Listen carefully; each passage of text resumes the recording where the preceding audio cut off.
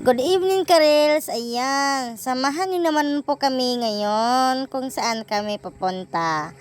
Walang iba, kundi dito lang sa tindahan dahil gustong-gusto ni Bunso na lumabas para makabili ng kaniyang paboritong pagkain. At nang dumating na kami dito sa tindahan ay pinili niya kaagad ang kaniyang paboritong pagkain na tinatawag na Easy. Pati ang kanyang kuya, ikot-ikot pa rin siya para makapili rin ng kanilang kakainin. At ayan, nung nakabili na kami ay nagbayad na kami sa cashier. Sana all may cashier. At nakichika-chika pa dyan ng ilang saglit. At umuwi na rin kami. Dito sa mabait naming madam. At pinauwi ko na yung mga bata dyan dahil ayaw ko yung nakikinig sila sa usapan ng mga matatanda. Ano ba yan, Tamim? Ang bigat-bigat mo. At ayan, umuwi na kami. At si Bunso, hindi pa kami umuwi. Dumating sa bahay ay pinapabukas na niya ang kaniyang pagkain. Ang aking pinili ay utap. Ayan pa, bahang-baha dito sa daan. Ayan pa ang aming bakod na siraan na dahil 3 taon na yan. Mashallah, alhamdulillah. Pwede na siyang palitan kung may pera na lang. So ayan, pagdating ko ay nagtimpla na ako ng kape at nagkape-kape na rin. Na may light pala yung video ko dyan kaya tinanggal ko na kasi magiging gabi na kapag may light. Akala mo gabi na. Sa mga oras na yan ay 5 pa lang. Kaya ayan, kapi-kapi muna tayo sa malamig na panahon. Sa kabila ng init ng panahon ay umulan na rin. Alhamdulillah. Yun nga lang, malagkit lang sa lupa. Hindi na natutuyo ang aming kapaligiran dahil sa tag-ulan. Kasi dito sa amin, mababaw lang ang lupa dito. So ayan, nakita ni Tamim yung baso ng termos. At saka dyan niya pinalagay. Yan pala yung lalagayan ng kanyang pagkain. Dyan sa termos na yan na baso ng termos na yan. Pero nasira na yung termos na yun. Kaya yung mga baso lang niya ang napapakinabangan.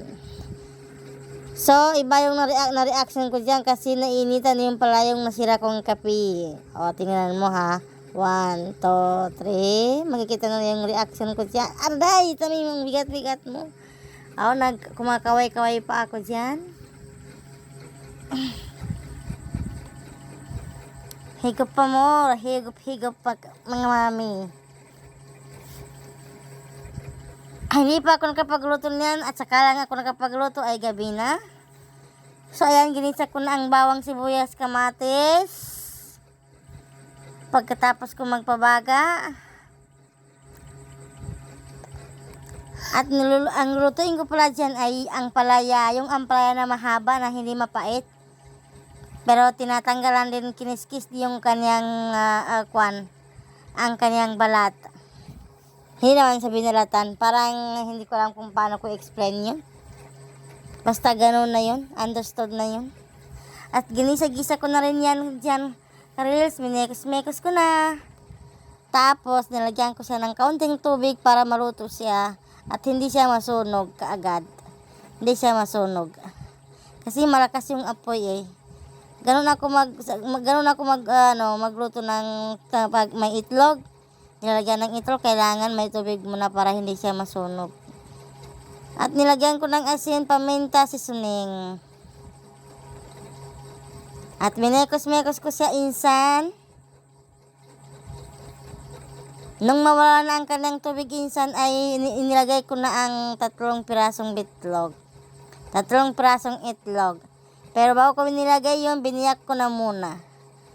At alhamdulillah, ang nabili kong itlog ay mga presko pa.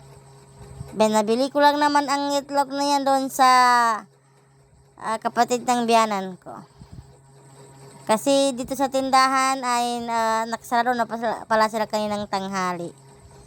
Natirang ulam na pala na mga anak ko yung kaninang tanghali. Na binili ko na pa, bumili ako ng 5 piraso. At pinaprito ko na doon sa anak ko. At nung nawala ng tubig yung ampalaya, mahabang ampalaya na hindi mapait, ay nilagay ko na yung betlog, yung egg, yung itlog. At mekos ko na siya insan. Hanggang sa maluto na siya insan. Tinanggal ko na yung asin dyan, nilagay ko na sa kabila. Ang lalagayan ko pala ng asin dyan ay lalagayan ng noodles.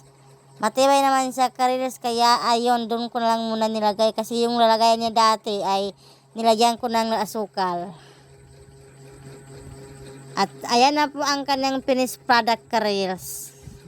Sobrang yummy. At nilipat ko na siya sa mangkok. Ang kasunod niyan ay hindi ko na siya hinugasan sa same na kalan.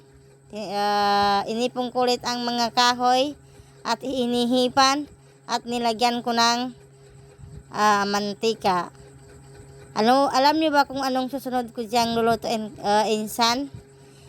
Panoorin mo para malaman mo kung ano ang susunod kong lulutuin dyan. Ayan naman ang aking lulutuin karils. Ang kanin, isangag sa gabi. Gaya ng paulit-ulit ko lang sinasabi na hindi lang sa umaga pwede magsinangag. Anytime pa yan karils.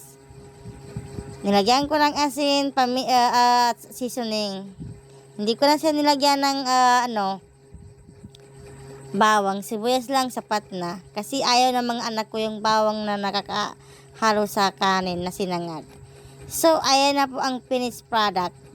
Finished product po. Ang ganda tignan. Kahit yan lang, sapat na sa amin. At ang sabi ng mga anak ko ay sobrang sarap daw. Hindi mapait gaya ng yung ampalaya na isa. Original na ang palaya. Tamang-tama po ang kanilang hinala. Sobrang sarap po. Basta ako ang nagluluto, sabi ko, masarap po. So, ay lamang po ka-reels, is crown down ka na. Huwag niyo po sanang kalimutan mag-follow. Bye.